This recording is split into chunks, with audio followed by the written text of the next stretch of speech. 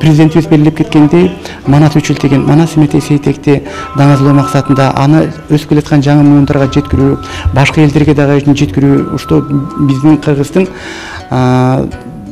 Кыргыздын нагыз маданиятын, чыгармаларын жеткирүү максатында президентибиздин бүгүнкү күндөгү күндүн мезгилдин талабы болгондуктан биз дагы Талас областтык соту дагы соттун жамааты, ошондой эле областтагы район шаардык соттор дагы ушундай иш-чараларды өткөзүп, элибизге биздин кыргыз тилибиздин өнүктүрүү максатында биздин кошкон салымыбызды эсептеймин.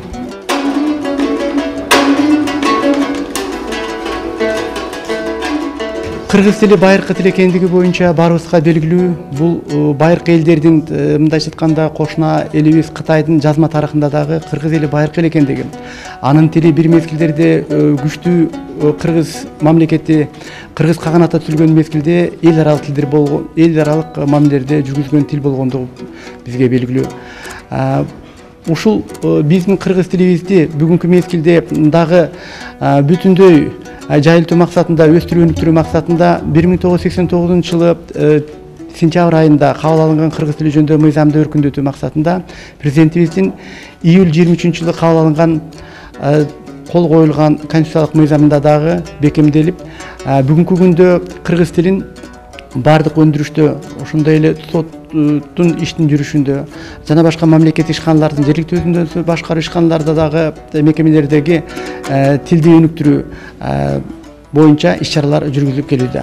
Жок, жалгыз азгырыкка алданыпмын деп эсине келип артына кайра салышка да кудурети жетпеди. Ошондо ак баранын көөдөнү кайрадан өрттөнүп, боздоп буулуп, көзүнөн жашын төгүп, айдагы бөрөнеге кайрадан кайрылды. Шордуу тагдырын айтып, тагы да буркурады.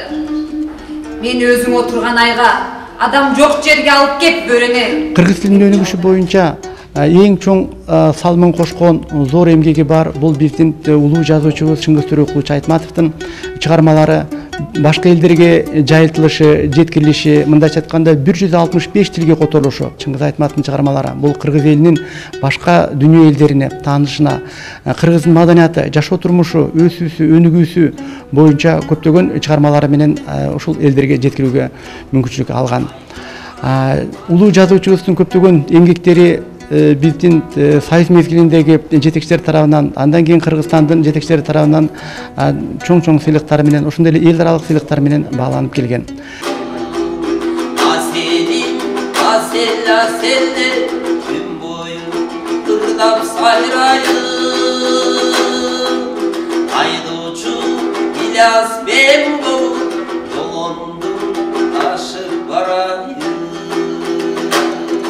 Ошондой эле кыргыз элинин өсүп өнүгүшүндө бүгүнкү күндө аны даңазалоодо биздин манас эпосубуз, мындайча айтканда 3 жылдык болгон манас эмете сейтек эпостарынын бүткүл дүйнөгө жайылтылышы, ошондой эле даңазаланышы дагы бул кыргыз элинин кыргыз тилинин өсүшүнө, өнүгүшүнө чоң өбөлгө түздү. Алмамбет сыргак жол чалып, күнчүлүк жерге барганда, кыжылдаган Кытайдын шаарына жакын калганда.